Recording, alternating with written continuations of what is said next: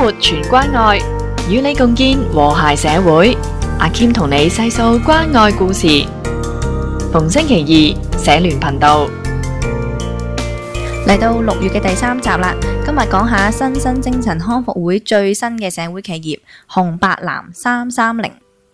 紅白藍330係新生精神康復會最新嘅社會企業，啱啱喺今年嘅5月喺旺角花墟開業，係同本地嘅著名設計師又一山人合作嘅項目。紅白藍330主要嘅業務有售賣由該會精神病康復者製作嘅手工藝品，包括同本地設計師 crossover 嘅產品，售賣富有創意同埋特色嘅花藝包裝，仲有開辦係由又一山人，仲有知名插畫家 Chocolate Ring 等教授嘅創意工作坊。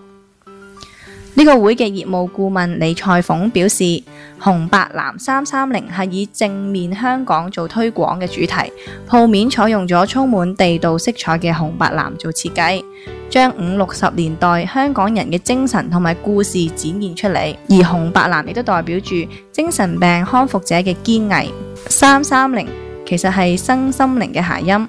係呢個會打造嘅社企品牌，目的係想提倡身心靈嘅健康。紅白藍330希望為社會注入正面嘅思想，帶嚟正能量，幫助大眾建立健康嘅身心靈。又一山人係第一個將紅白藍帶入藝術館嘅藝術家，土生土長嘅佢熱愛香港，對本土嘅文化充滿熱情，而且同新生精神康復會有相同嘅理念，希望香港人能夠重拾正面嘅香港精神，所以雙方一拍即合，就開展咗呢一個合作嘅計劃，一齊係推廣紅白藍嘅精神。紅白藍330嘅地址係喺九龍太子道西192號。如果想了解更加多關於紅白藍330嘅資料請瀏覽佢哋嘅網址 rwb330.hk。